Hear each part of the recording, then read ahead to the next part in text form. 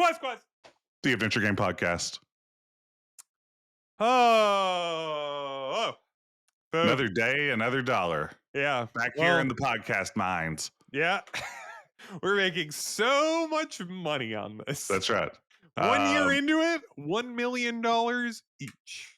Yeah, you wouldn't think with no sponsors and a very small number of listeners that you could get there, but that's just the podcasting business is gold. Ever since Conan got into it, yeah. I mean, yeah, We don't have a very small. We have a medium. We have a medium audience. That's right. I mean, yeah, considering most podcasts have 0 people listening, and then there are some that have millions of people listening. We are medium between that. We're like, there's like a dozen. And again, when WTF with Mark Maron ends, there's going to be a lot of loose podcast listeners up for grabs. I am assuming the position. I'm crouched down.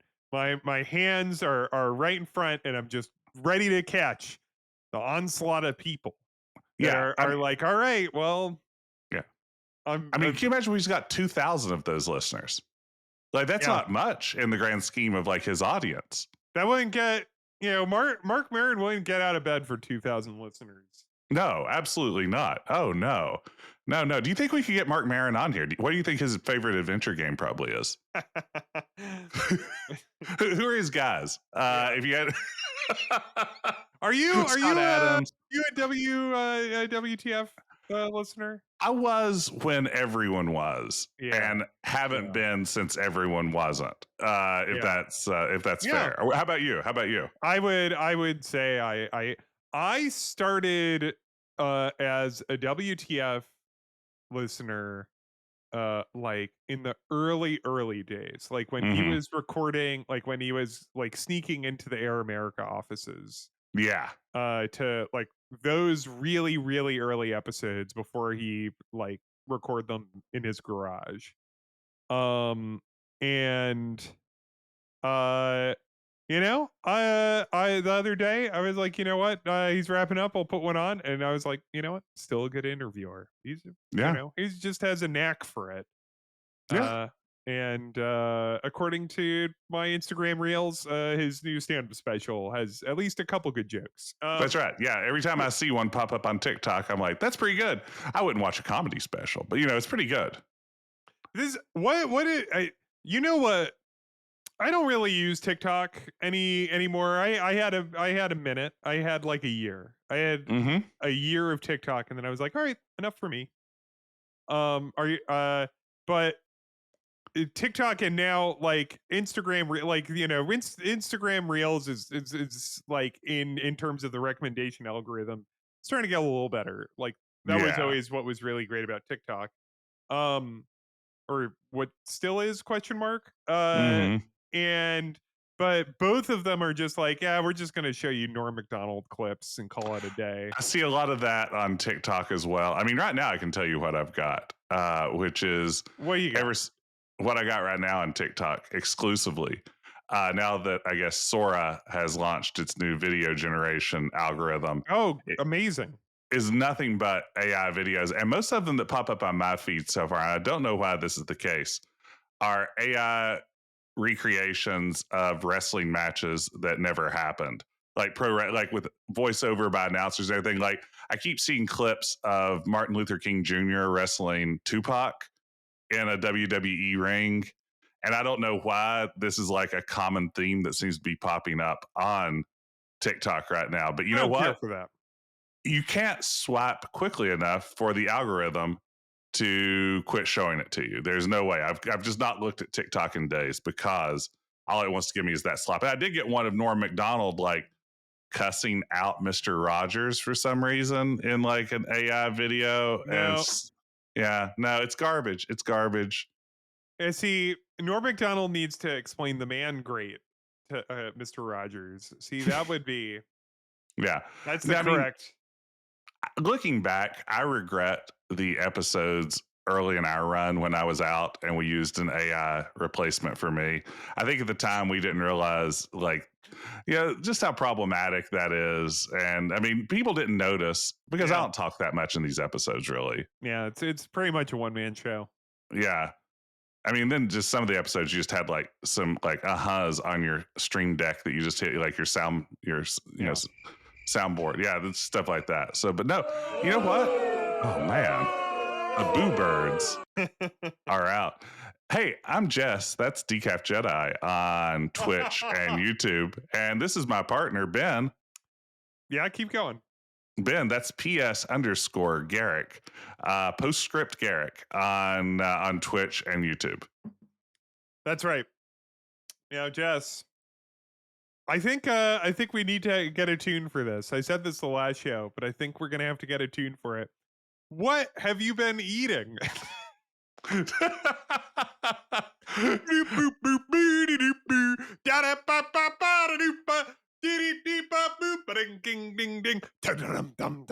Yeah, now you talk. This is the tune that plays. Can we maybe turn it down a little bit? Like, Oh no. oh man, that's gonna be audio poison. Ben, what I had today for lunch, and I'm very excited about this. I had a delicious burrito torta. Ooh. It's hard to Maria beat. Torta. A, How now here's the follow-up question. mm-hmm. Is did you make it through your afternoon? I took a brief nap and then did not eat dinner. Is Yeah. how my day went. Yeah, Yeah, I've made the burrito lunch torta lunch mistake myself. yes. And it it's tempting. Cuz you're at the torta place. Mm-hmm. You're looking at the menu and you're like, "Burrito, that's a hot menu item." Like any Mexican restaurant worth its salt these days is throwing burrito and queso burrito in their Oh menus yeah. because everyone is really We can't get enough of it. everyone's really excited about that was it stewed goat. um what is it? Stewed goat. Yep, I don't know. It's delicious is what it is. This is embarrassing. It is. It is barbacoa, mainly made with goat, beef, or lamb. The Ah, first couple times I had it was goat. I think I've mostly had beef up to that. I think around here we're getting mostly beef. Now, this restaurant I went to, I didn't order this today, but this taqueria that I went to offers also burrito ramen.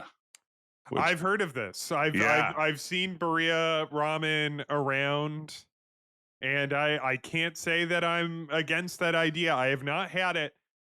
Jess, I'm going to tell you right now.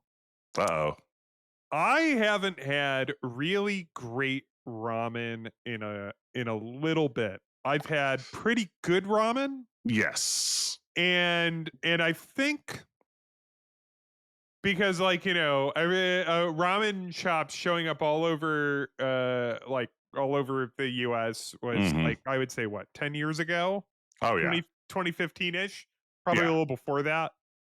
Um And I remember like the first time I had really good ramen and it like just totally knocked my socks off. I was like, "Holy shit. Like I didn't know this could be this good. Holy moly."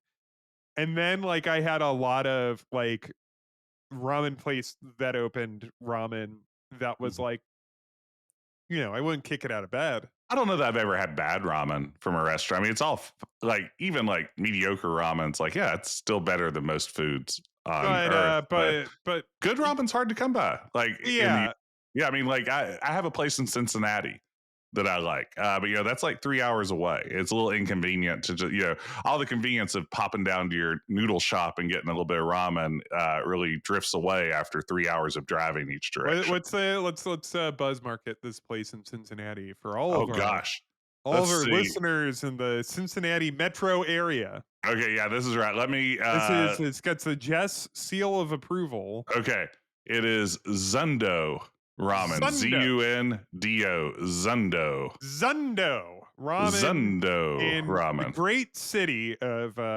Cincinnati, Ohio. That's right. Let me see here. What's my order? Let me Yeah, let's check let's here. walk through it. Let's walk through it. Yeah, we gotta Let's get. do it. I have to. Wait, I have there's to not a find. lot going on in the game that we're talking about today, so we Oh gotta. no, this is good. This We is good. gotta hand pull these noodles.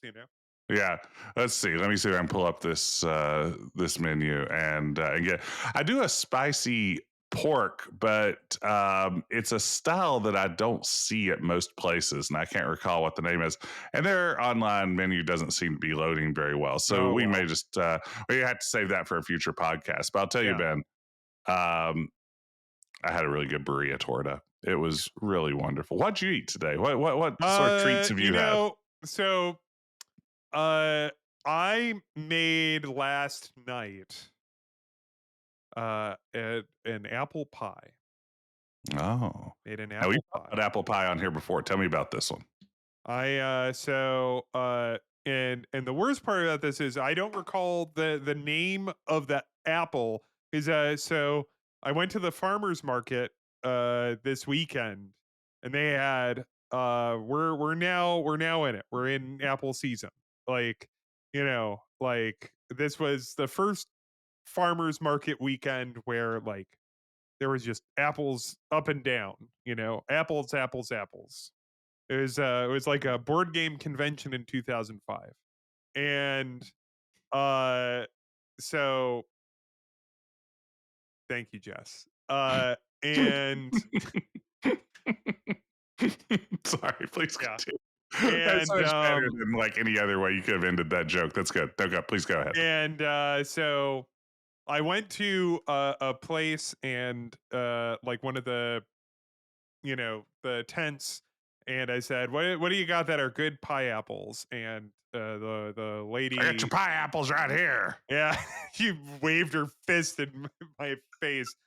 But the lady was like, these apples, which are like this variety that I can't recall the name of, and I think that it's like, because we're now living in an era where, like, I mean, a ton of different varieties of apples Hmm. have always existed, but it feels like we're living in an era where people are like a lot more upfront with like the tons of apple variants that you're going to find Yeah, everywhere.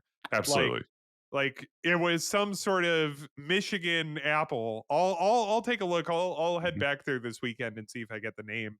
Well, Ben, But can I ask a follow up question? yeah, How do you like them apples? love them. Yeah, Yeah. yeah.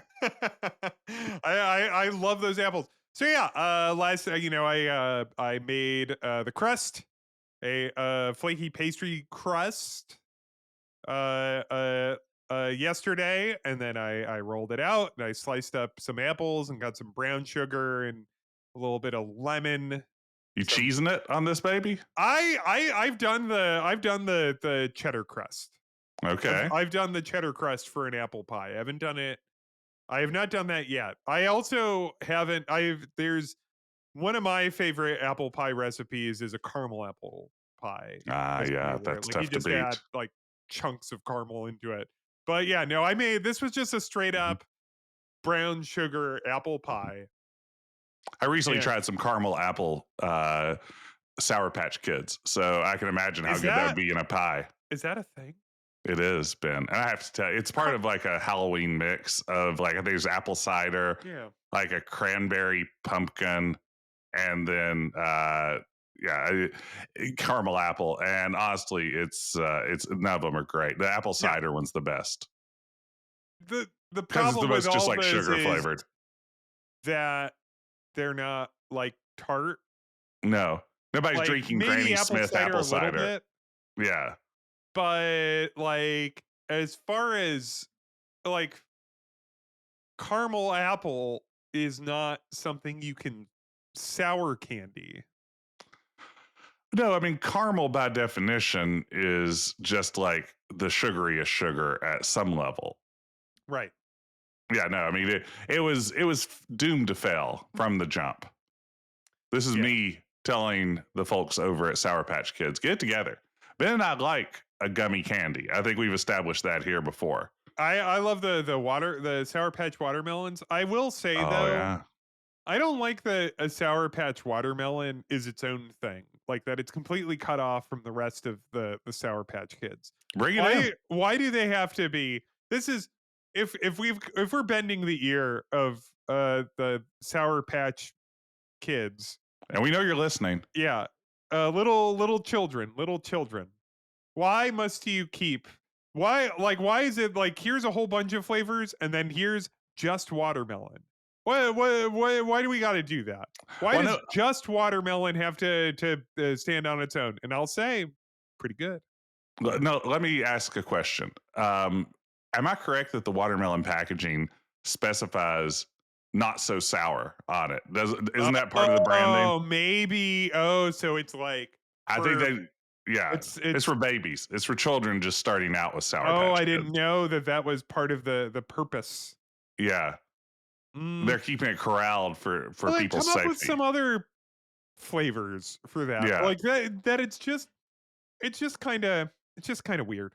I'm just like gonna you remember say. when? Yeah, you can't just risk that sort of thing. You can't put like, you know, wacky flavored jelly bellies within reach of children that like could kill them with like a Carolina Reaper jelly belly.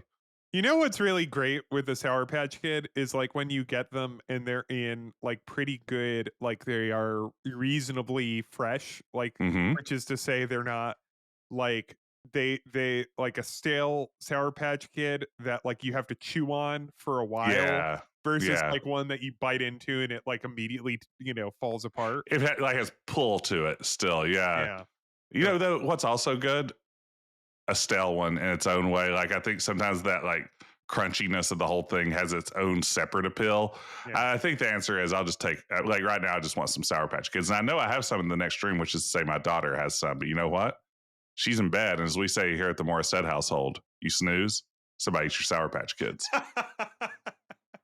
Well, like I'm tired of the two of us just sitting. It's time for us to stop all this chatter. We're just talking and talking and talking. All this garbage. About food. We're eating up all the yeah. We're just talking about food. You and me. This is so like that's not what this podcast is about. That's not what this podcast is about. It's This not why we podcast started this podcast. yeah, this podcast is also about our sandwich reports, which are not from us. Yeah. Sometimes they're from us. Don't get me wrong. Sometimes Don't get we it talk twisted. about food. Yeah. Sometimes our intrepid sandwich reporter, Francisco Gonzalez, has a sandwich report for us. Okay. And would you believe it? We have another one, which we're hearing for the first time right now. Francisco. Hello, Quest. This is your sandwich correspondent, Francisco Gonzalez, reporting from the field from scenic Miami, Florida. I have just experienced a Cuban sandwich at a new restaurant that I was made aware of called Sandwich. The joke there being that if you live in Miami, you don't say sandwich, you say sandwich. So yeah, a Cuban sandwich. There are a dime a dozen in Miami. I have my own particular favorite places to go to, but these people purport to have the best Cuban sandwich in South Florida. And I have to respectfully disagree. It's fine. It was, it was okay.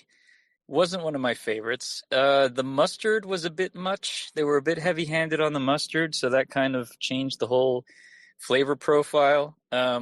They were very liberal with the pickles, which I don't particularly like them, and I tend to pick them out. So it was a bit of a challenge. Usually, if in a normal Cuban sandwich, you'll get like maybe 2 pickles, maybe 3 pickles per half. This one had like 20, so it was a bit of a chore there. Overall, the sandwich was fine. I mean, I wouldn't even necessarily maybe put it in my top 5, but it wasn't bad. I mean, the good thing here is, as you can see in the picture, was they had a guava and cream cheese milkshake, which was amazing. But I'm the sandwich reporter, not the milkshake reporter. So that is my report. If you want a good Cuban sandwich, you can find them pretty much at any little hole-in-the-wall place in Miami for much cheaper, too. This place obviously is catering to the hype crowd or the tourists. Anyway, That is my report. Catch you next time. Goodbye. All right, well that's Francisco out According there from in the field. the field down there in Miami, Florida. Where will we send him next? Yeah. This is really awkward, Ben, because actually we did have a sponsor for today, and I'm looking at the ad copy here, and Well, it's from Sandwich, right? it's sandwich in Oh, it's from Sandwich. sandwich. Oh, I thought it was And just for the concept of sandwiches. no, it's actually for this place, and now like we're not going to get paid for this, but I guess go there, Miami, Florida. You heard it here first. Too many pickles. Now, how do you feel? Like, all right, so this is interesting. I jumped scared on the too many pickles. I like, saw you reacted on that. And I love pickles. That's right. too many pickles 20 on is any a kind lot. of sandwich. Yeah. 20 is a lot of pickles. That sounds to me, that's less a pickle. Like at that point, that's just a large relish, right? Yeah, I mean, you have eaten a cucumber's worth of pickle if you've had 20 pickles on a Cuban. That, I mean, you know, Francisco is you know, the pickles are, you know, with the times, which is probably why Sandwich is so pickle friendly. Yeah. But the thing is that a pickle is such a strong flavor and it could easily overpower. Yeah, it's there to cut through the heaviness of like your cheeses and your meats and everything. It's not there to overpower, especially if it also had too much mustard. Like the mustard and the pickle are kind of doing the same thing in a Cubano, and that's too much of both. Now, he did say you could look at the photo that's on our Discord if you scroll all the way up to October 9th Mm-hmm. on the 2025 Jedi channel. Yeah. Though, yes, if you listen to this much later, it might not be there. Who knows? That I will say that guava milkshake does look. It looks fantastic. Very Yeah, good. I would definitely mess around with that. That looks pretty good. It's an interesting milkshake can really turn in opinion on a plate. Can I give you my hot take on milkshakes? Okay. Don't melt them though. I don't enjoy a milkshake with my meal. I prefer to have one as a dessert after meal. I drink so much liquid in the course of a meal. Yeah. Like I need to drink like 64 ounces of water to eat any meal. And a milkshake is not going to do it for. I don't know how people like eat like, you know, like burger and fries and shake, and they don't just die of thirst in the process. I've never quite understood that. Like a shake is a lovely treat at the end. Yeah. I mean, especially a thick boy. Like if it's one of those like you're like having to like hollow out the cheeks to get anything up the straw. I don't understand that at all. There's the what's the thing? The Frosty? Is that at Wendy's? Yeah, that's Wendy's. Yeah. Like, you know, that has the fun of you stick a fry in it, which I've never done, but some people. Oh, it sounds disgusting. Yeah, I've never. My daughter does it, and I'm like, that's disgusting. Well, all right. I think I would enjoy that, but I know that you do not appreciate sweet and savory. Sweet and savory, not my thing. Or sweet and salty specifically, not my thing. Yeah. Like no way. No way, man. You don't. How do you feel? Like kettle corn? That's a no. No, not a kettle corn guy. No. No fiddle faddle. No crunch and munch. Well, yeah, no. No Cracker Jacks. All that stuff's garbage. I'm like, yeah, but like, you know, you go to the fair downtown. They have that like really unsafe looking Ferris wheel. They have that tiny little roller coaster for 5-year-olds that can be on the back of a truck. Yeah. That haunted house. Do you ever ride that little haunted house at the carnival? I'm afraid of haunted house. No way. I don't even like to talk about haunted houses, if I'm being honest. All right. Well, you know, that's yeah, you know, I love to talk about haunted houses and Jess hates to talk about them. We'll see how the rest of this goes. Ben can't get enough. Now, Ben asked me before the podcast started, he's like, so Jess, it's October 9th. How many haunted houses have you been to so far? And I was like, none. And you've been hating them all over the Midwest? I can't do a bit here because there are people that do that. Like they're the haunts, Oh, is which that are what they like call the them? really scary like thing, like where they'll make like a thing and people jump Yeah. out and spook. No, Yeah. I don't do that. No. In New England, I don't do I think this is a New England thing, but you tell me, Jess, if they because this sounds like something that would also potentially be in West Virginia. When I was a kid, what it was that they would have the haunted hayride. Yeah, we have those. Okay, so you have a haunted. Okay, Mhm. maybe Have you ever seen like the church haunted houses? Is that thing where you came from? that's no, not Oh where man. I'm from. Oh man. Yeah, that a good hell house is really something else. But you know, speaking of Hell House, Jess, what have you been playing?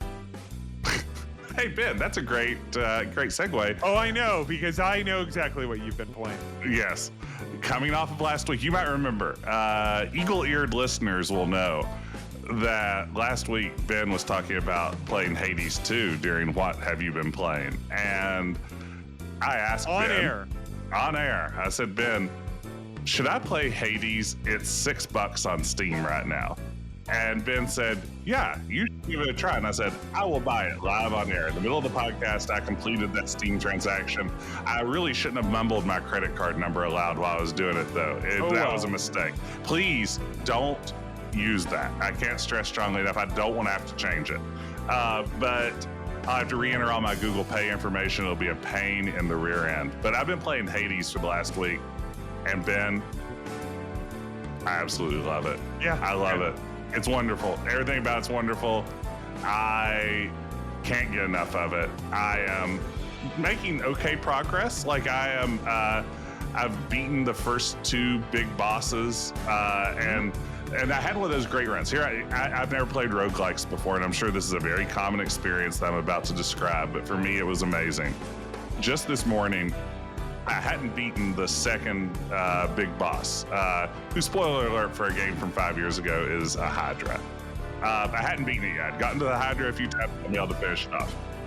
I finished off the Hydra in this run this morning, like at full health, all of my revives still intact. I just beat the snot out of it and then shot through the entire next level straight to the next boss. And almost beat that boss in the same run. Oh, it the was first like, time I got up to that third boss, I was just like, I will never beat this. Like I was just like, this is the hardest.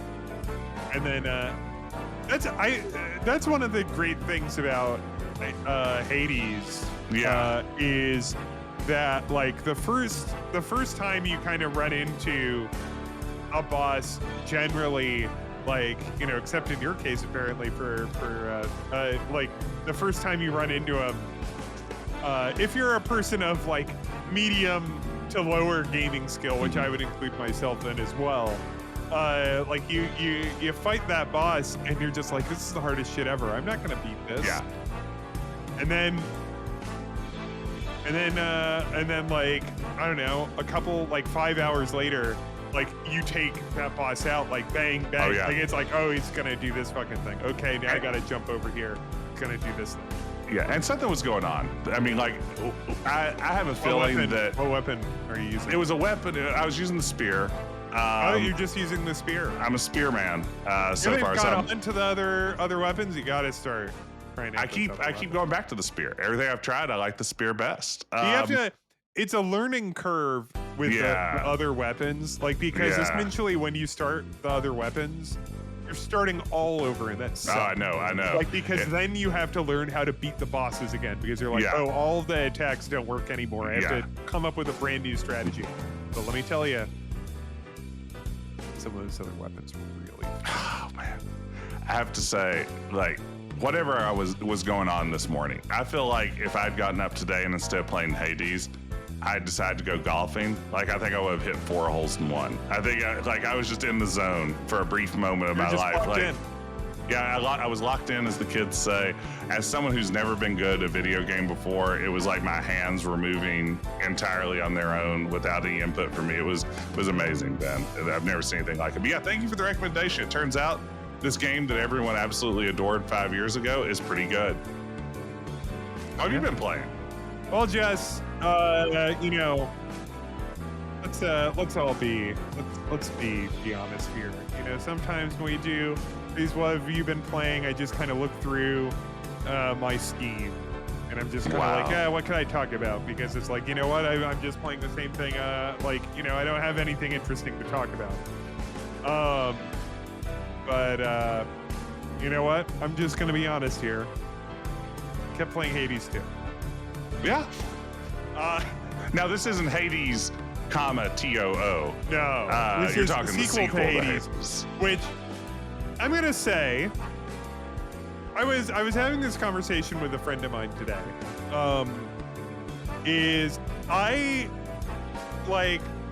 We were both in agreement. She's a little more down on it than me. I like Hades 2 a fair amount, but we both think it's not quite as strong as Hades 1.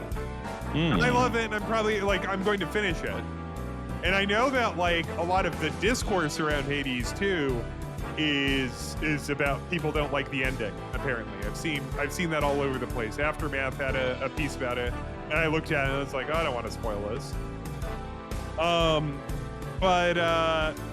Like, you know, I think a bit of the thing about Hades 2, and I think this was in the Kotaku review of it, if I recall correctly, is that like Hades 2 has a lot of has so many different currencies and resources and stuff like that, which Hades 1 has just enough. There's not, which means there's just slightly too much. Already. Yeah. Hades 2 has so many things that you get that you have to accumulate, and my friend, she said to me, she's like, it kind of feels like you bought it and it came with that you're buying the version that came with all the DLC.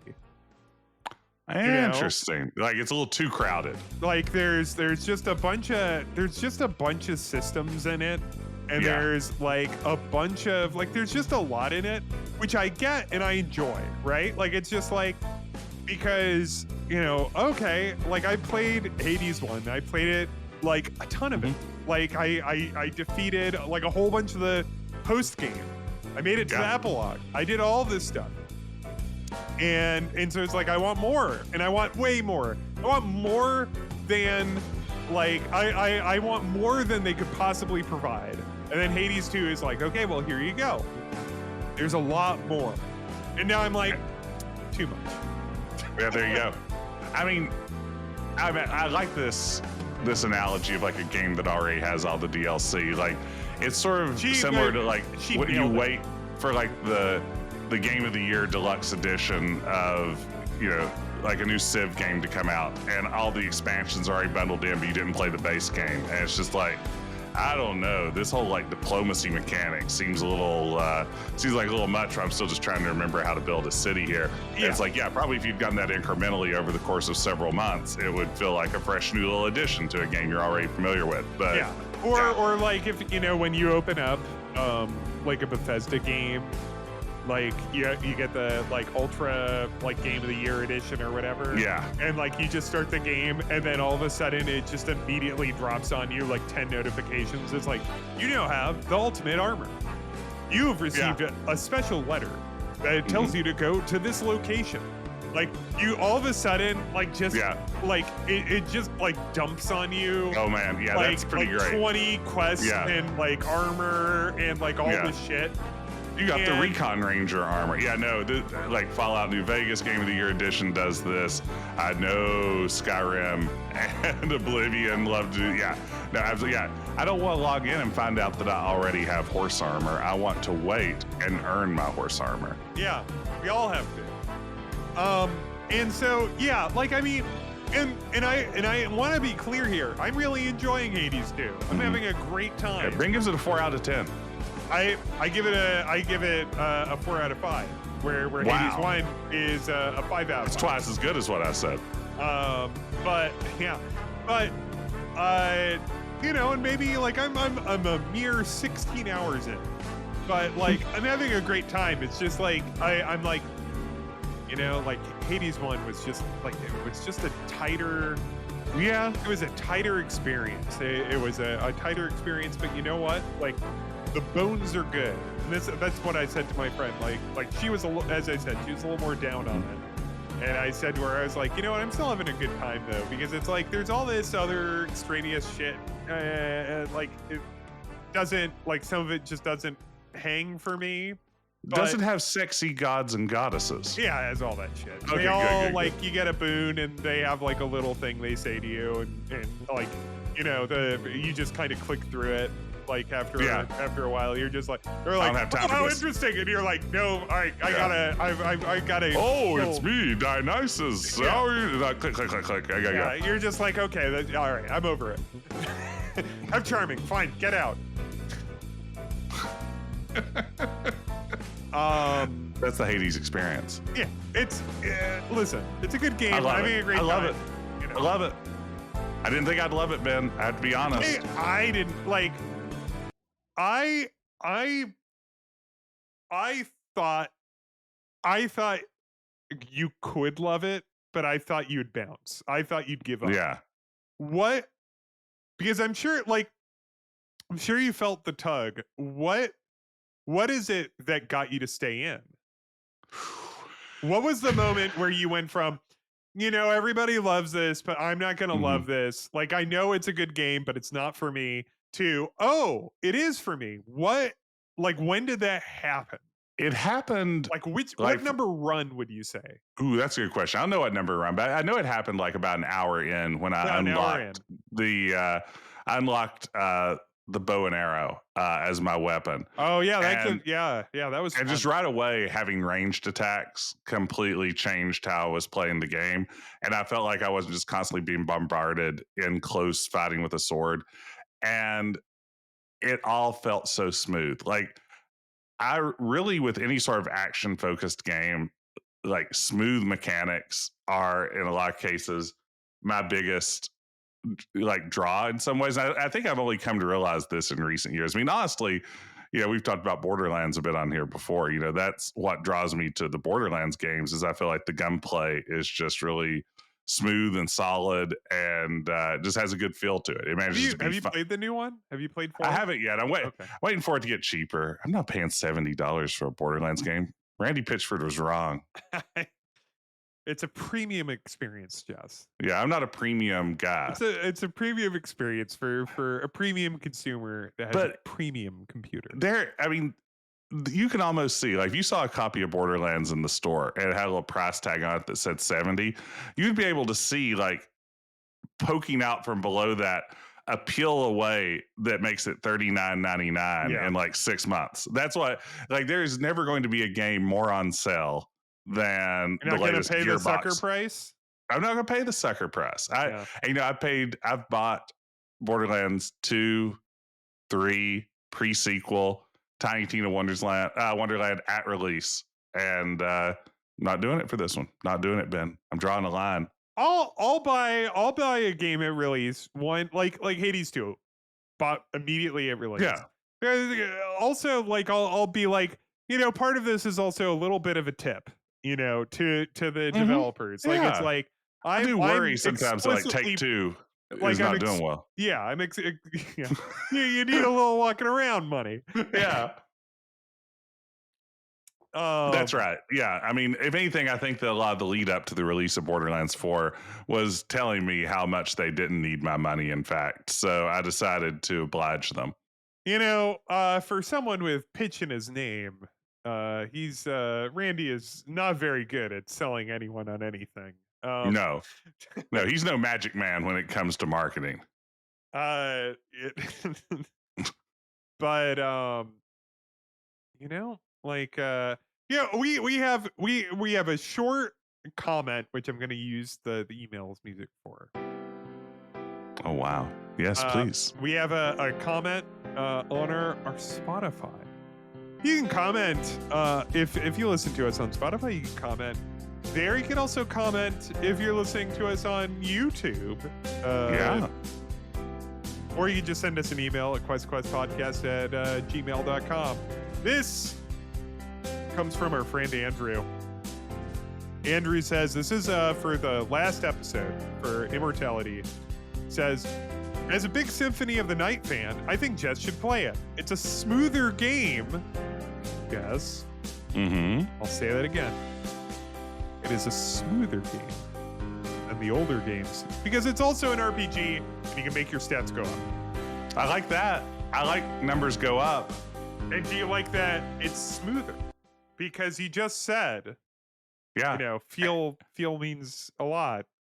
And let's drop in the clip from last week. I don't like Castlevania because Simon Belmont doesn't jump good. Yeah, I mean, that's what I said last week. That's, I'll never forget what I said last week. Oh, do we not have the clip? Pie. Oh, there. Oh, okay, thank you. There's a slight delay. Yeah. Sorry, There was I'm last in week, though, Miami too. right now. I'm trying to smooth things over with our sponsor, Sandwich. Yeah. Sandwich, do you like pickles? Come to Sandwich where we have the pickles. If you're Gen Z, you'll love Sandwich. Now, did I tell you I had the pickle slush at Sonic? No, what do you think? It was terrible. Yeah. Just awful. Yeah. It had popping pearls full of pickle juice. Oh, it had the. Don't those have microplastics like the boba? I hope so. That's why I asked for extra microplastics. No, probably, yeah.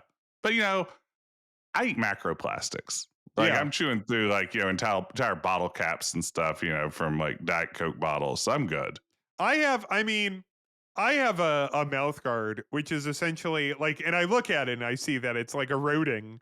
I just put a chunk of plastic that I'm slowly whittling you're down. microdosing on macroplastics. Yeah, I'm microdosing on macroplastics every night. Every night. That's right. But every anyway, same. But Jess, I think you know what you should give maybe a Halloween, an October side stream. Give it a spin. Something like that. I mean, people would be interested. That's the sort of thing that gets them clicks, and you know how much I like getting them clicks. You're a click hound. I can't get enough of them. You're always chasing the clicks. Yeah, when we're podcasting, I'm constantly just refreshing my analytics. I'm seeing who's clicking what. I'm seeing how long they're clicking it. Usually not very long. Clicks don't take long. Yeah, you said to me, "What is this, Mean Girls?" Because there's so many clicks. Now, what are we talk about the plastics? No, we're not talking about plastics because it's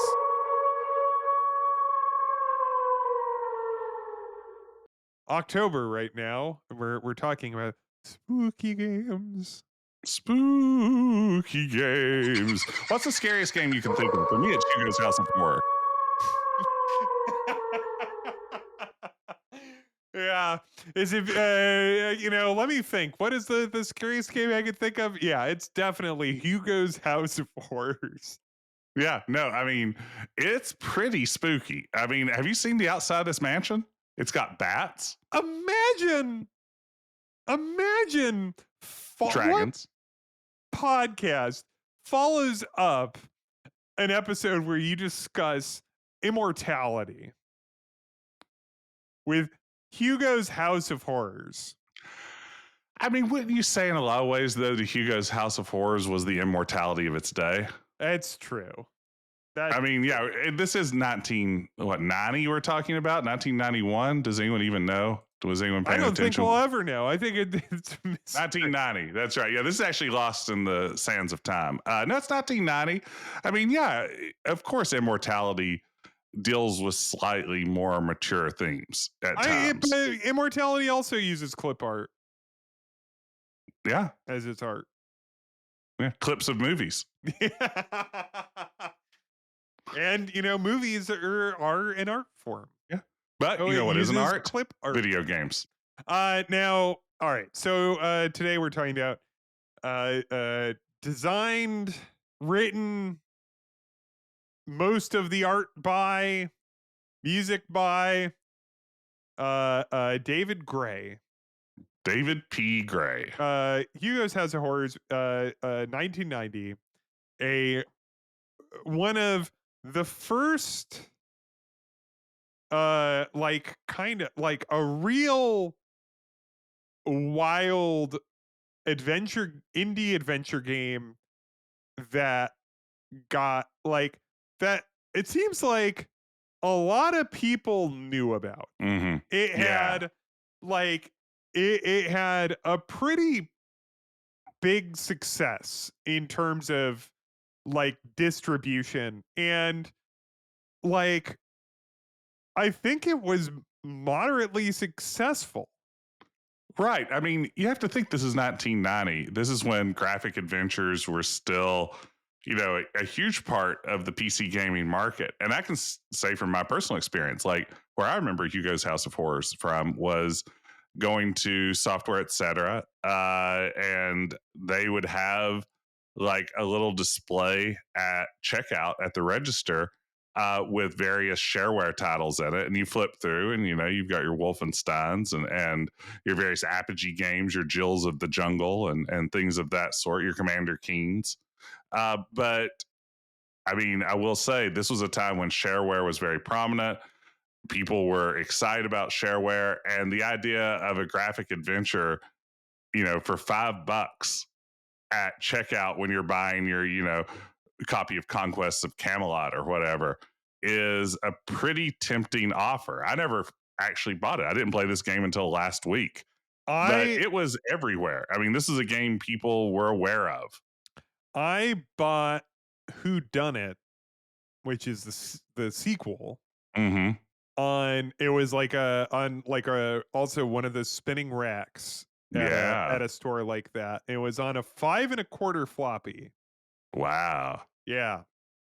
And it was just one. It contained all of the incredible gameplay. Seems impossible. Of Hugo 2 Who Done It. And yeah, and these were the shareware versions, which so the shareware versions had the full game. Yeah. This wasn't like a Wolfenstein situation where you get a certain number of levels and then you pay to unlock the rest of the game. No. It was that it was the full adventure game, and the registered version had like a hint book, I believe. I believe so. I think that's the big distinction. Which that is kind of a problem for Hugo's House of Horrors, because it's pretty solvable. It is pretty solvable. I mean, if nothing else, it is a game with very few rooms. There aren't a ton of puzzles, regardless of difficulty level, and a lot of these puzzles are pretty straightforward. Like, let me give you a scenario, Ben. I know it's been a little while since you've played Hugo. To prepare for this, I watched your stream. I just watched it on YouTube. Well, there you go. I was going to say, I mean, you have a puzzle where you have a vicious dog, and you have like a pork chop in your inventory. It refers to it as a chop.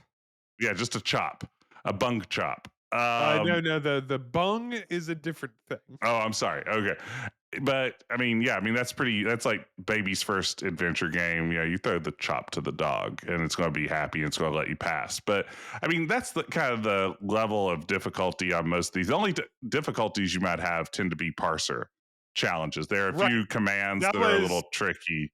Like your YouTube of it is an hour 10, and that includes you opening up a copy of Manhunter and showing it to people. And I could tell you were taking your time because you knew that there was not a lot of meat on that bone.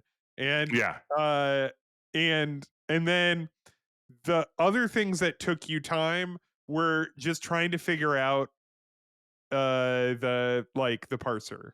Because all right, so wait. Let's rewind. Let's explain Immortality style. What Hugo's House of Horrors is for anyone. What is Hugo's House of Horrors, Jess? Hugo's House of Horrors is, as we said, a parser based graphic adventure game. You play as Hugo. Your girlfriend, Penelope, has gone for a babysitting gig at a nearby haunted house. And it's First pretty mistake. clearly a haunted house. Yeah, like imagine a haunted house, like the kind that you would see at like the fall festival at your elementary school, like on the bulletin board. And that is essentially Hugo's House of Horrors. There are bats flying around, creepy eyes in the windows, jack o' lantern on the stairs. I mean, it's kind of everything dilapidated. Yeah, and she goes there for a babysitting gig. She disappears, and now the intrepid Hugo sets off in search of her. He braves this mansion full of various horrors. Now, like, what sort of horrors are you going to tell me? Like, there's a mad scientist in there, There's a mad scientist in there, Ben. or is there like some sort of large green monster like called Igor? Like some sort of There's one of those. There's an Igor, possibly Is an Igor. is there like a vampire or Frankenstein? Any of those? Well, it's not just any vampire or Frankenstein. It's a Dracula and a capital F, the Frankenstein. Wow. All right. Well, that's impressive. Uh, okay. Does it have a strong man with a large bushy mustache standing completely naked except for a purple speedo? You know, I mean, it's weird. It has all the classic Universal monsters. It's so strange. Like you'd think that would have been a real copyright issue, but they did have large mustachioed muscle man in a tiny purple speedo. They got him too. They didn't do Creature from the Black Lagoon. Maybe they couldn't secure those rights, but they did get Dude, Speedo Muscle Man. have you ever actually seen The Creature from the Black Lagoon? I have not. It's not bad. No. It's not bad. It's uh like it's interesting because it's like one of the last, like, because Yeah. Dracula comes out in the 30s. Yeah. Dracula comes out when like sound films are still Mhm. a novelty. And Dracula also comes out before, apparently, if you've ever tried to watch it, before anyone invented like movies having pace. Yes. Yes. Have you And seen Spanish Dracula? I haven't, but I know that it's very. For those of you who don't know, at the time, they instead of dubbing or like subtitling, what they did was just try to shoot the same movie with just a Spanish-speaking cast. Yeah, just same sets, same costumes, same camera setups. It's like bring them in here. Let's get the As shot. like Bela Lugosi leaves to Yeah. probably like probably do drugs or something, and Yeah. then like Allegedly. I think I think I'm allowed to say that.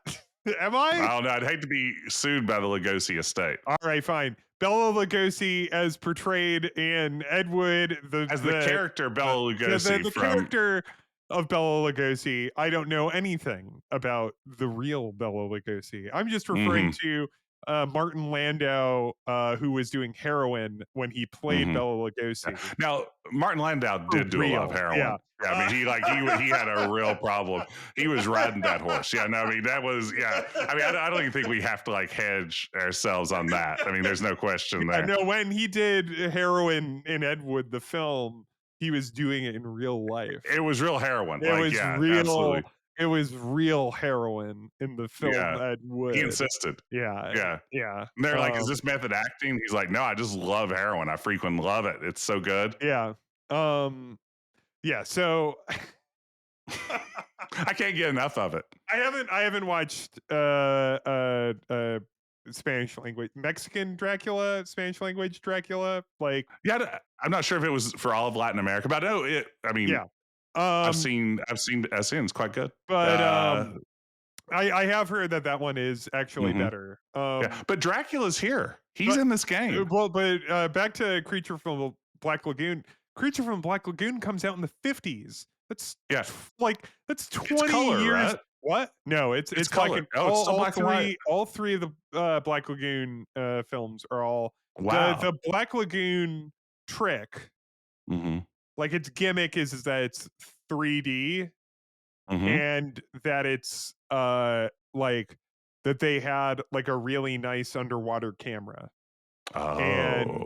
so I've been fortunate enough, like the cool like you know like repertory movie theater near me, the Music Box, did a 3D movie festival a year or two back, and they played Creature from the Black Lagoon in 3D, and you want to know what? It looks cool as hell. Like it I bet really black and white 3D is very actually stark and like compelling. Like I can see how that would like work in a really beautiful way. black and white. Yeah, I'd seen one other thing in black and white 3D, Hmm. which also looked really cool. But Yeah. like yeah, you are correct. Black and white Yeah. 3D, like it makes the Mhm. whole of like it makes it even more kind of like dreamy. And Yeah. like the 3D really comes into effect with all the underwater stuff. Like you have bubbles Oh. that are kind of like, and Hmm. he's like kind of swimming around and Hmm. weaving in and out. And it just looks really cool. And it's like decently paced. It's an entertaining film.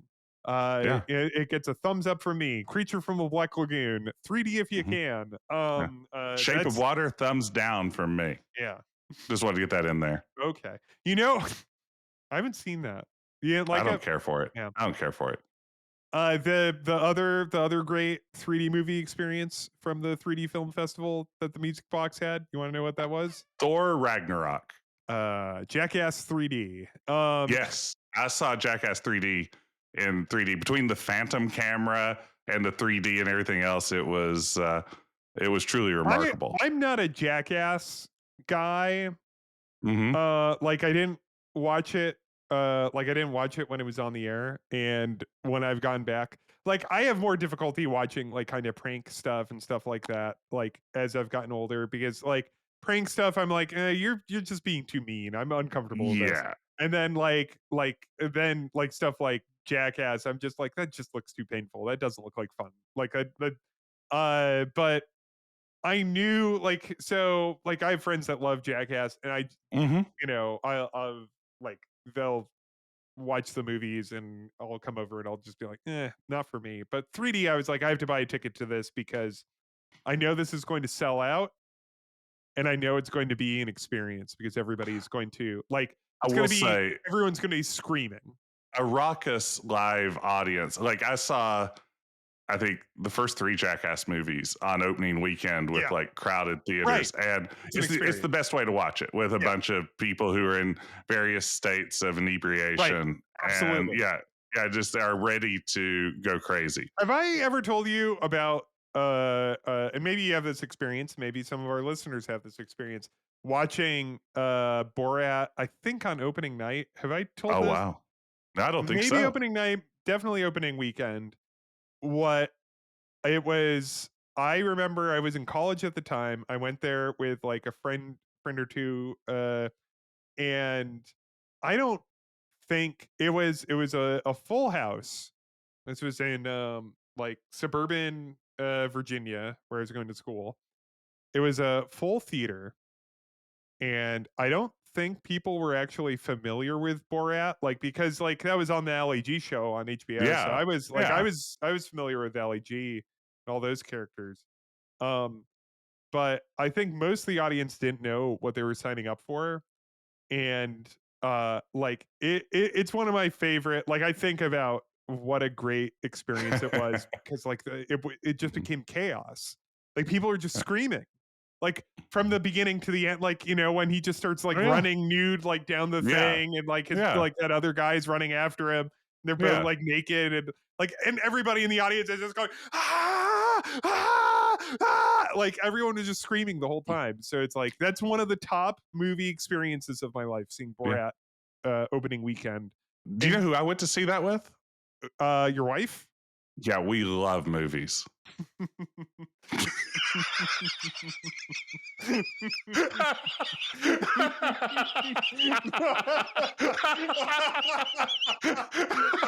Oh, oh, oh, Hugo's House of Horrors. All right, now, so you got a Frankenstein, a Dracula. a strong man in a purple speedo. An old So man, which is maybe the scariest thing, confronting one's own mortality. That'll be us all someday, if we're lucky. yeah, if we're lucky. Now, If we're lucky in if this we're economy. lucky. Now, so yeah, so you gotta save your girlfriend from this house of universal monsters. Yeah, every one of them. And Wolfman's there, Invisible Man. well, you can become invisible, even though that That's doesn't true. it doesn't go anywhere. Hmm. I kind of thought like so there's a room in the game where there's this like mad scientist, and like you walk into like this uh Laboratory. yeah, you walk into like this machine, and uh like it shrinks you, and then like one of the other options is like it It makes dithers you. like yeah, it makes you invisible, dithers you. Yeah. And like the thing is that Igor pushing the buttons is colorblind, so he pushes like you tell him like one color and he pushes a different one. Yeah. Now, can we talk about how this feels like three different potential puzzles, none of which actually exist? It should be. Like the only puzzle you need is to be made slightly smaller so you To can grab the walk bung. behind a door to get a bung. You have to get a bung at one point as an inventory item. But literally it's in the same room. It's like not even like on the other side of the screen from where you'll be transformed And in do this you really need to transformation be chamber. made small to go behind that door, or can you try to go behind the door? Like Maybe because you can. I thought I had to be made small, but otherwise, why is it there? It does feel like, I mean, again, if you're going to make somebody invisible, why not write a puzzle where you need to be invisible? well If you're going to also then make somebody, yeah, also that Igor, like you tell him something and then he pushes the wrong button. Like that hmm feels like a pretty straightforward puzzle, right? It's like so you that's say right. Igor push the green button and he pushes the blue button. And so it's like okay, whenever like because I remember playing this for the first time and my Mr. Puzzles hmm like sense started to tingle. Your Whereas like instincts kicked in. yeah, where it's like, oh, I told them to do blue. Like I remember literally, I wrote this down.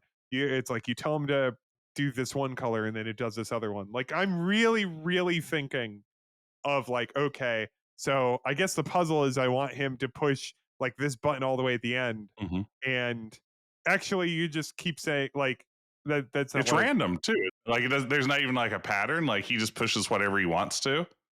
I don't even know if it's like a 1-to-1. I think so, but maybe I'm wrong. Maybe that is the puzzle, but I think you were just writing the same thing 5 times. Yeah, maybe so. I mean, it. Yeah, it's. What Yeah, if I mean, that is? What if that is actually the puzzle? I don't think so. Let me look at the walkthrough because I think you just bumbled like you just kind of like well, I wouldn't say bumbled. yeah you bumbled. Yeah you bumbled. I don't know if I'd say bumbled, but I go ahead. I would say there was a little bit of bumbling in there. I don't know that like I'm a bumbler, but go. But no, please continue. You're a bumbler. You're okay. You'll be in this is the IGN what's on IGN Well, you know which that's this straight one up. this is the one that gives it 5 out of or 3 yeah 5 out of 5 in replayability. Mm-hmm. I personally never grow bored of this classic. It's very colorful and funny, and it's a very fun game, especially around Halloween. I think some of those words are true. Like it is around Halloween. uh okay, so okay, you do have to be small to get the bung according to this. All right. And then go into the machine. Uh yeah, you just tell him to push the blue button until he pushes the right button. Wow.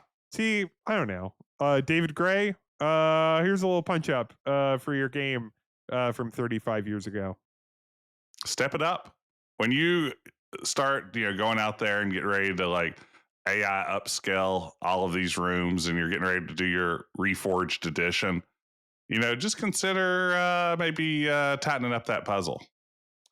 It's it just feels like a little bit like it just seems like that would have had a little more possibility in that room. Yeah, It seems because there are very also few puzzles in this game.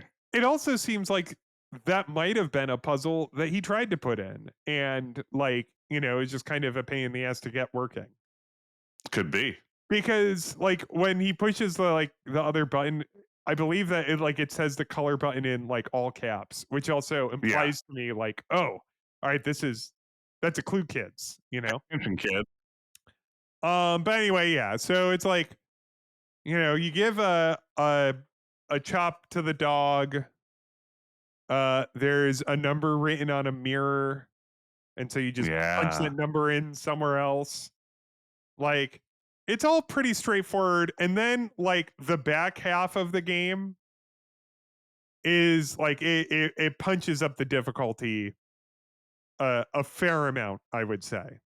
yeah, yeah. Like the back half of the game, like so you go into like the basement. So there's the haunted house, which has all of your spooky friends, and then Mm-hmm. like there's a cave under the house, and like one of the puzzles is that it's not entirely clear, uh, like that there's a room uh in like the place that you enter. Like Yeah, there's that a was like the biggest. hidden Yeah, no visible exit and yeah, nothing in the room there's like a description hidden hints exit. at it.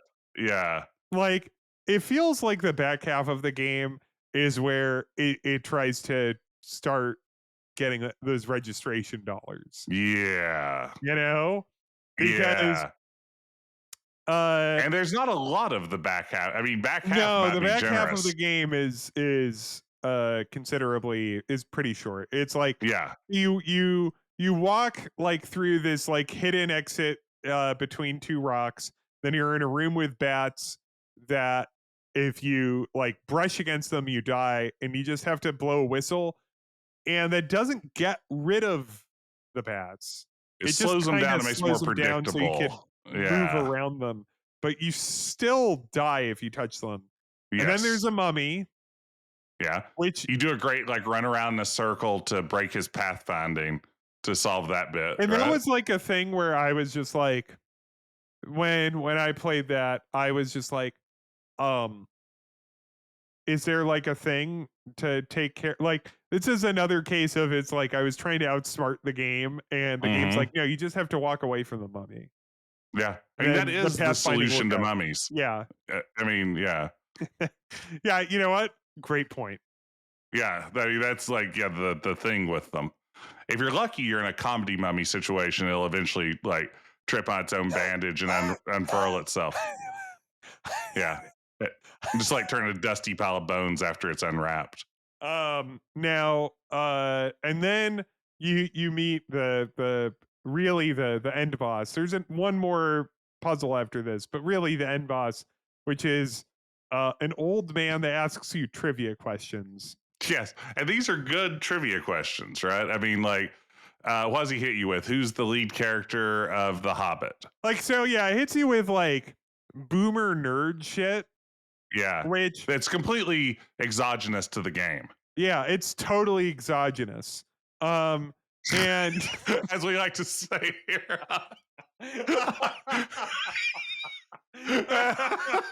It's what we call an exogenous variable in this yeah. game. Yeah.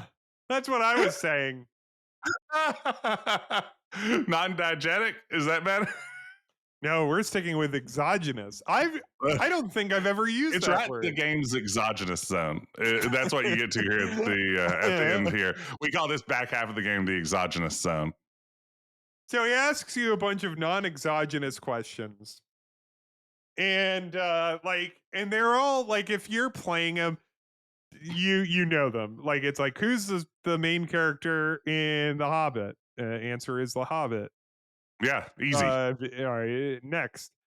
Number 2, what was the second one? It was just Where's Aslan from? Was yeah. that Yeah. And then it even the mind of C.S. Lewis? it even hints you it's like, and it's not the wardrobe. Yeah, you big idiot. Um and then it's like, what do you do with the Pan-Galactic Gargle Blaster? Like this is like, you know that David Gray was writing like Frodo lives, on a bathroom wall in 1975, right? Absolutely. Yeah, Like absolutely. he's, from that time where like this is kind of like our Conquest of Camelot conversation or Conquest of Longbow conversation, where it's just like, there was just a certain number of like kind of agreed upon nerd texts, which I don't like. There was a nerd monoculture, Yes. and uh, so he asks you like about a pangalactic gargle blaster. Hey Jess, hey Jess, hey Jess, hey Jess, Yeah, hey yeah, yeah, Jess. yeah, yeah, yeah, yeah, Do you know where your towel is? yeah. No. Yeah. Well, um, have I'm a you hooky prude. Of reread course I know. the Hitchhiker's Guide? It's Or probably been 10 years. But I mean, in the grand scheme of things, recent-ish. yeah, 10 years is a and Yeah. I would say I read it about like Mhm. reread it, and it's the first Yeah. book is very, it's a slim volume. You could finish it It's in an also afternoon. a great place to stop. And it's an excellent place to stop. And then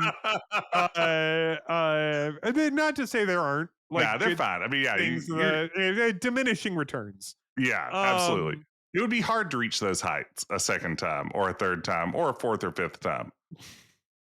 the And though recently, like this summer when I was at my family vacation, when we were driving back, my older brother put the radio show on, which I Oh. hadn't heard. Oh, I haven't heard the radio show. Oh, the radio show is the first thing. Yeah, I know. I've never listened to You it gotta, though. it's really good. Yeah? The radio show is excellent. Now I've watched like the old BBC version of the And they TV show. use the guide stuff is just pulled straight out of the Oh, radio show, if I interesting. recall. But Interesting. I would recommend listen the radio show, and I say this to the listeners as well. You're listening Mhm. right now. If you're still listening, If you're a listener, listen to the listen up. Hitchhiker's Guide radio Yeah. show. It's really good. Yeah, listen to your old pal Ben who's telling you to listen to the radio version of Hitchhiker's Guide. But anyway, yeah, when I reread it, I was like, oh, when I was a little kid, I liked all the silly jokes. And now, like, that I'm an adult reading this, it's like, it's a much sadder book. Yeah. Yeah, yeah. Like, Yeah. Yeah.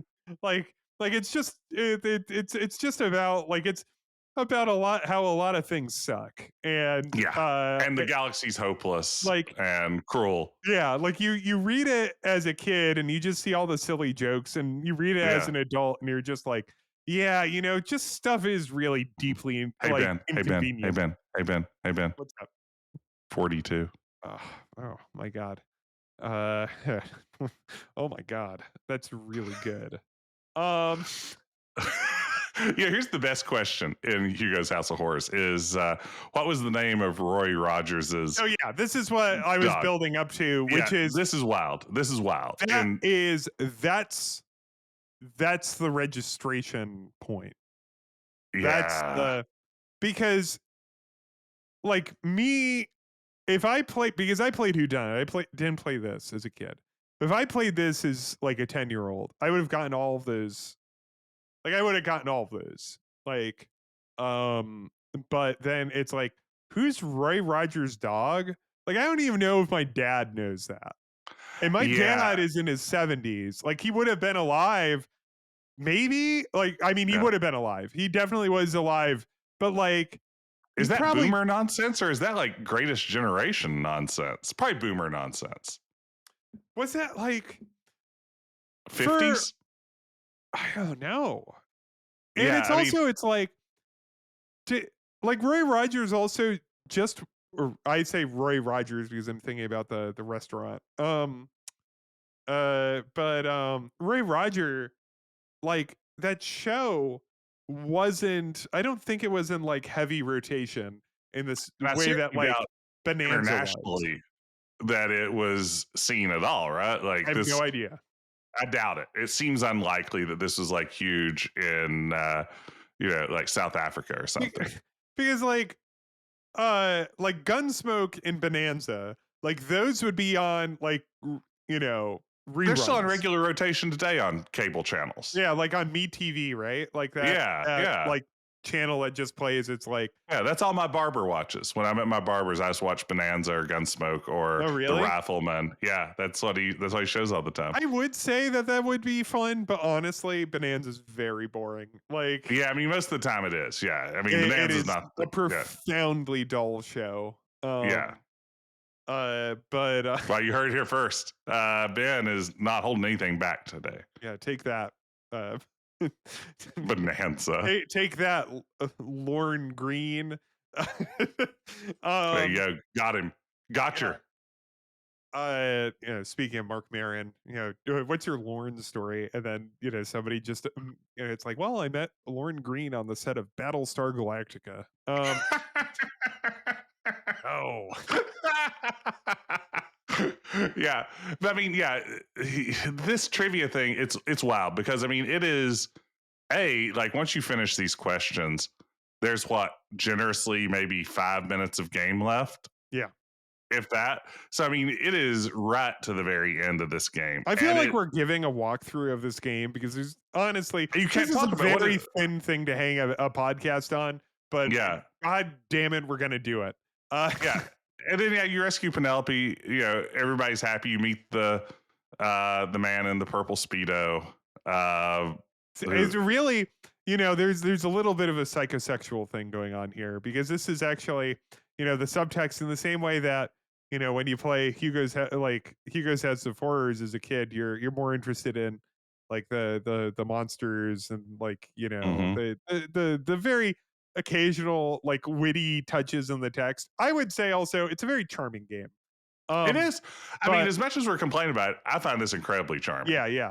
But then like as an adult, you discover that it's really about Hugo wrestling with his feelings about Penelope because spoiler, if you really care, the game ends, you rescue her and you get married immediately. And and then like as an adult, you realize that like the House of Horrors is the anxiety that Hugo's facing as somebody realizing that he has to be like bigger than himself, like that he has to like kind of like the by being alone, like he can't really do it, like, and like there's the dogs and the snooty butlers and the evil scientists and the guy in the Speedo. Yeah, well, the guy in the Speedo is a temptation of other sexual thrills, of earthly pleasures, that it's like, like this is you're going to receive it in a very different way by committing yourself, like, and the love to the rest of for the rest of your life. And that's and that's a really beautiful thing about Hugo's House of Horrors is that it works on so many levels. Right, Jess? That's literally what I had in my notes. So I'm glad. I mean, now I don't know what to talk about. Yes, and no, that's. I mean, yeah, I couldn't have said it better myself. I mean, you'll see it on your first playthrough. Earlier today on Blue Sky, Papaya Chemist posted the streamer Papaya Chemist. You should watch her. That she's been listening to the podcast. She said, nodding sensibly at their very correct opinions. Well, most of them. So Papaya, I know you were nodding at that one. I mean, that's irrefutable. I mean, yeah, if you just go like the Moby Games description of it, it says psychosexual journey of discovery through a haunted house. Well, that's why we did it after Immortality. That's right. Turns out this is a mature game also. Yeah. A game for adults, as we like to call them here at Quest. But I do think as much as we're kind of dunking on how silly Hugo's House of Horrors is, it does have a charm. It has an amateurish charm that I find weirdly irresistible. This is my first time playing it, and actually, I was expecting something much worse. I think I was expecting it to be less competently made. And I mean, it's not like it's super competently made, but you compare it to like the capstone games that we've talked about on here before. Like, this is a far better and better designed adventure game than Beverly Hillbillies. Yeah. In almost every way. Yeah, I mean, the puzzles mostly make sense. There's some moments of kind of amusing dialogue in the game, even if it's somewhat sparse. Yeah, this is a game that I'm not mad at necessarily. And I'm also,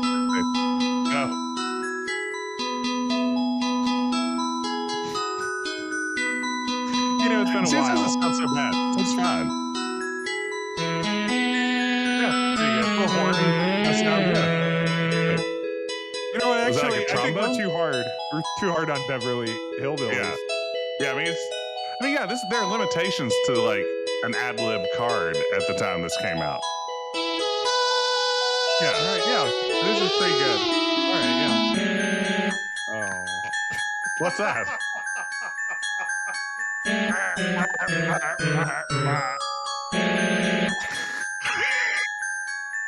a good one. That's the best note. All right. All right. Oh, it's so good. But no, I mean, what fascinates me is that this game has stuck around. I think it's especially stuck around in the world of like Twitch and YouTube. It almost seems like required playing for anyone in this adventure game space, right? At some point, some October, every streamer eventually has to stream Hugo's House of Horrors. And this was just my turn this year. It was just because it was this shareware game where you got the whole game. Mm-hmm. It was ubiquitous. It was Yeah. everywhere. Like, and eventually it starts showing up on big shareware compilation CDs and stuff like that too. So it has a long life in this form. And then and I think he's still selling it on his website. Like, I don't know if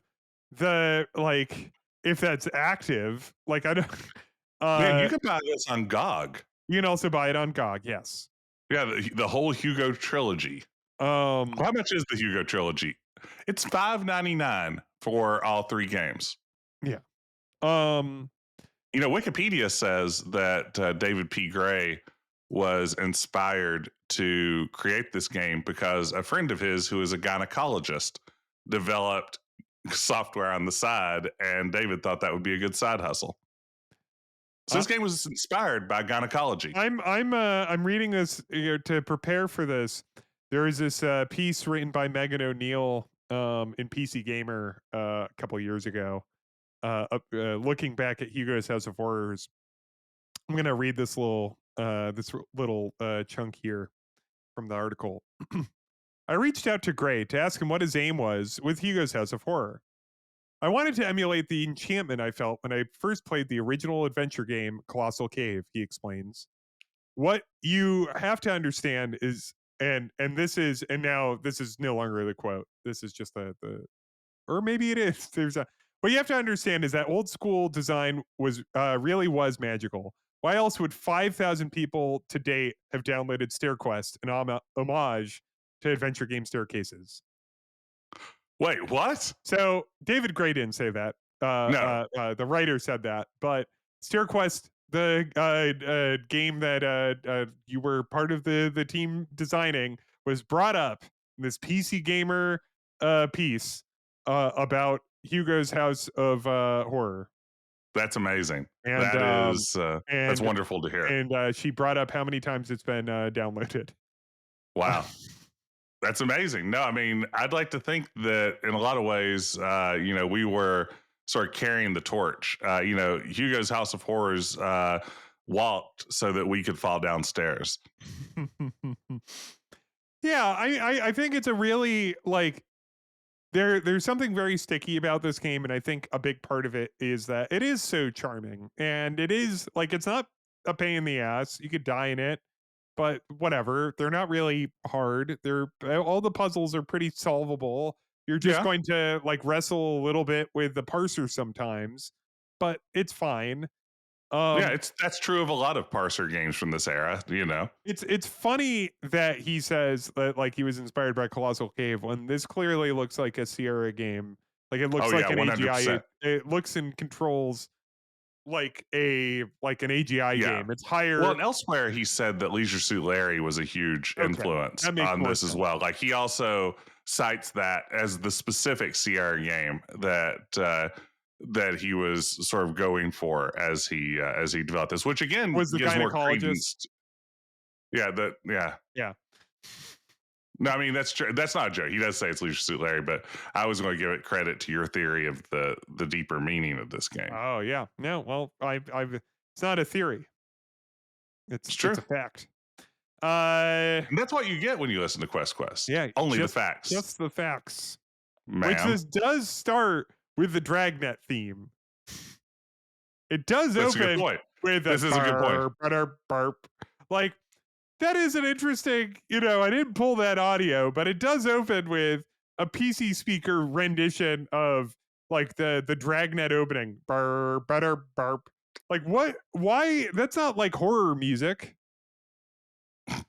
Well, I mean, in the Dragnet film, Maybe you thought starring it was Dan Aykroyd, Dracula. No. I mean, they do fight against an evil organization called the People Against Goodness and Normalcy, or Pagan. And yeah, that sounds pretty horrific to me. Do you have any final thoughts on Hugo's Dragnet? House of Horror before we put it away and we one day return so we can talk about Who Done It, which we do actually have to talk about someday because that game is insane. Well, Who Done's bananas. Like everything about it. Like you will possibly have you played Who Done It?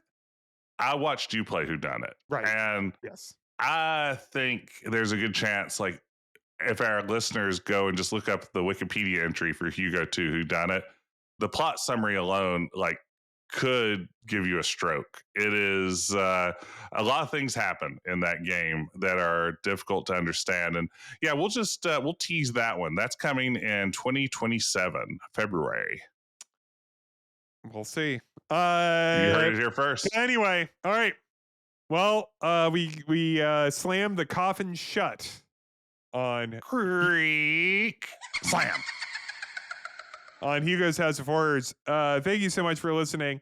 Please, rate and review. Let your friends know. Send a friendly skeet like our friend Papaya.